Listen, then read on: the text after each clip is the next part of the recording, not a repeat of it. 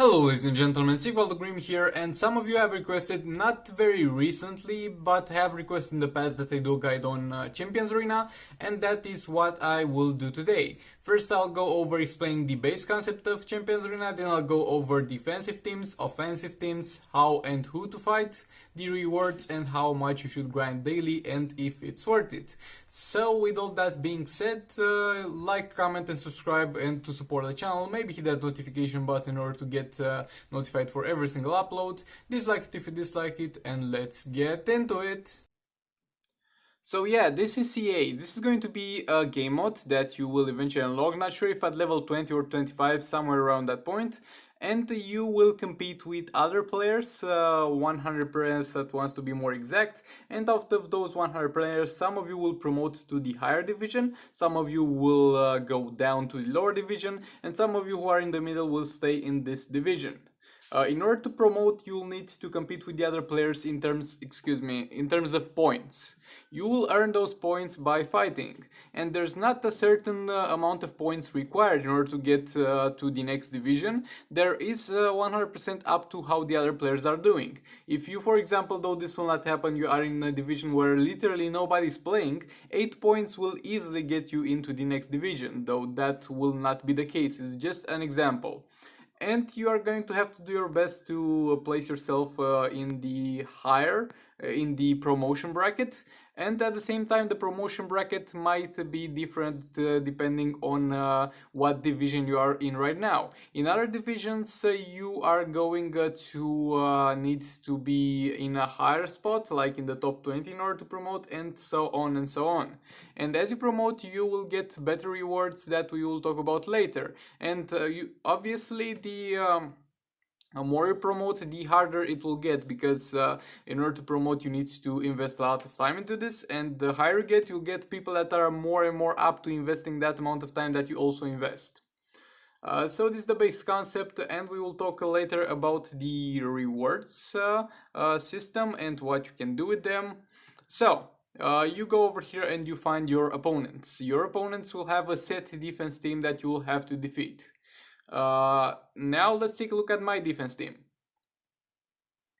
And yeah, at the point when making this, everything over here was the worst characters in my roster. Since then I got Cyborg from Soul Race, so he's 5 stars now. Anyway, there are two options over here. So you have either the option to put a decent team in the defensive team, or to put a very crap team in the defensive team. And it depends on your division, because when somebody encounters your team, they will be defeating it and they will gain points themselves. But you will not lose points for lost fights because your defense team lost. Look over here, I have 0 wins with 9 defensive teams and 86 losses. And how can this affect you? So it does not make you lose points, but it makes your opponents gain points. But I still choose to leave a bad defense team over here, because if we look into find opponents, other people also have very, very bad teams into their defensive teams. There are some people that have good defensive teams, but most people or at least some people have crap defensive teams. So as long as there are people in your division who still put crap defensive teams, you should put also your own crap defensive team, because you putting in a strong team will not make any difference. The logic is if everybody has a very strong defense team, then it will be harder for everybody, and if you are the only one with weak defensive team, then you are going to help the people below you farm you, because you are going to farm people that are above you in ranking. For example, I'm ranked 23 and I can farm only the 3 higher than me ranks. So if everybody has a strong team and you have a crap team, you're going to have a very hard time, because people are going to have an easy time passing you, because they're going to farm you. But if the whole not league, the whole bracket of players, of 100 players, has a bad defensive team, not the whole of it, like there's enough to be like 30 players with bad defensive teams. If that happens, then you are easily going to be able to use your bad defensive team, because in the long run that's not going to change anything. So most likely at the lower divisions, I'm at Guardian right now, And I think I was previously in the higher one. I was in the Vanquisher at some point, and in Vanquisher there were still people with bad defensive teams. So for now, put your worst characters in your roster in the defensive teams, and you will worry about that later when the time comes to change some stuff around. Now let's get into the offensive teams. The offensive teams are going to depend on your enemy. And in order to be successful, I have a certain strategy that I'm going to use in order to sort out the best characters that are going to be able to just go through this fight while surviving, and at the same time guarantee me a win. Because when you're fighting an enemy, you are going to need to put some characters over here from your collection, and you're going to have limited pips with every character. Pips in this one refresh once every 24 hours, so you need to make sure you make the best use of your characters and you use as many teams as possible. So how do I do this? First of all, I look through the enemy's teams. So the highest threat team is going to be a 70 threat team. So if that's a 70 threat team, which is going to be the highest threat team that he's going to have, I'm going to divide 70 by half, which is 35k, and I'm going to put characters that are around 35k each in this team.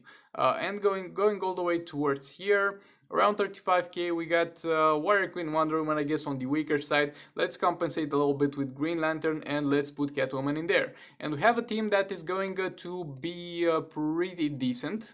And out of those characters, I haven't built any of them. Haven't built absolutely any of them, but I know they will be strong enough to beat this whole thing, because they are almost twice as strong as the enemy's strongest team. So let's get into it real quick. Keep in mind that in Champions Arena there's two things that will be different than the normal side of things. First of all, they are going to have modifiers, increasing their health and their damage. And secondly, the tagging combos will work a little bit more rare than usual. So you need to keep that in mind. And that's not a good place for my face to sit, because I can't tag in and out. Hopefully I don't click it instead of blocking at this point.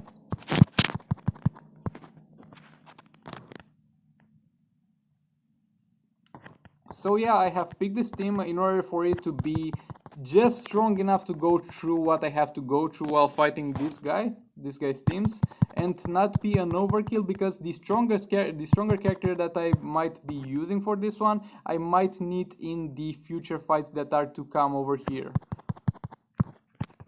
And I also have artifacts, but I haven't equipped artifacts on any of the characters, because then you'll be like in the comments, well, everybody could do that with artifacts. Okay, not equipping artifacts, okay? Doing it without artifacts so it can be relatable to other people, and I kind of understand that to some extent. But sometimes you guys go too ham on, you have all blades, you have artifacts.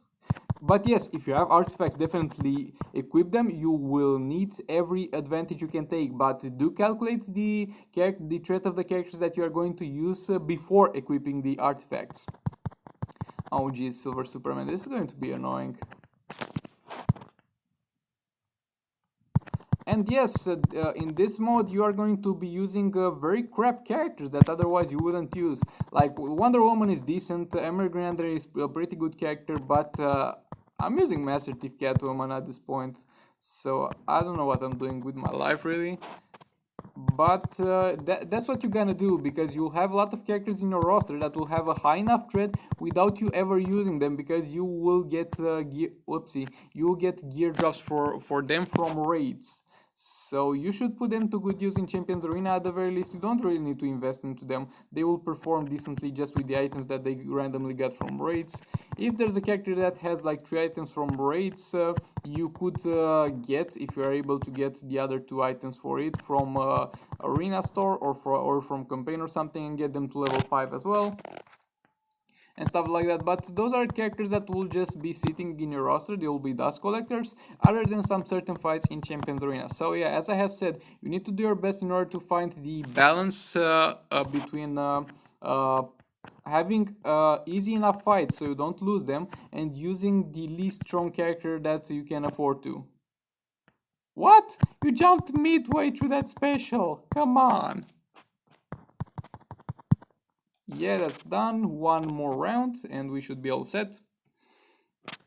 And I'm going to tell you then which fight to pick, because you have the option to pick one of three fights. One where you fight three teams, one where you fight two teams, and one where you fight one team, and they all will give a higher or lower damage reward. So obviously the difference is that the fights where you are going to be fighting only one team are going to be fights that are going to be much easier, but they are going to give less points for using three characters. So you are going to use the same amount of characters as if you were to do three fights, but you're going to receive less points for the trade-off of having an easier time defeating them.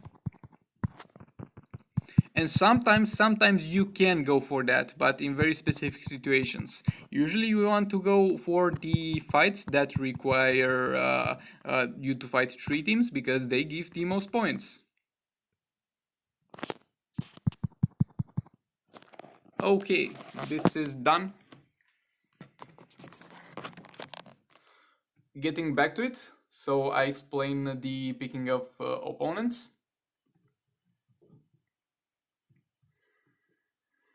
Yeah, over here we don't have really strong opponents, but if you encounter a strong team like, yet again, you encounter a strong team and it's stronger than what you can beat with whatever crap you have laying around in your roster, then use one of your proper teams. For example, this is not hard enough fight to justify it, but for example, if I did encounter a hard enough team, I would take a look at my main three teams, which are the King Ultimate Aquaman team, the Black Adam team, and the Multiverse team. And I would pick the team that is the least strong, but is still able to beat that. So don't be afraid of using your strongest teams, but make sure you do that at the right time. And yet again, if you encounter a player that is going to be at the 8 points mark, and he has a very hard team that you know for a fact you can't beat, then don't go ahead and try to beat it. Know your limits and beat the guy below him, because what will that do? It will most likely give you enough points for you to be able to make this guy that gave 8 points fall down on the second or third place and give only 4 points, and his place will be replaced with another guy's team that might be easier to beat. So this was everything on how to find your opponents and how to fight your fights. Keep in mind, you have to at the same time make sure that you're going to win that specific fight, and at the same time make sure that you're going to use the least strong character that you can afford in that situation. And the rewards are going to give you over here in the lower brackets only class shards. Clash shards differ for every season, and as you go higher in the brackets, you'll get more diamonds, more clash shards, and you also get prismatic shards. Clash shards are shards that you can convert for every gold and silver character into shards for that specific character. I have a guide on how to do them, and the clash shards can be converted only on that specific class of a character. And prismatic shards are going to do the exact same thing, but be applicable to any class in the game, basically to any character in the game that's not legendary. You can't use class shards or prismatic shards on legendary characters, unfortunately. And in terms of energy tanks, I haven't found myself in a situation where I need to use them, or it would be worth to grind all the way to using them all. But yeah, you might find some use towards them. So how much do I fight in Champions Arena? Well, depends.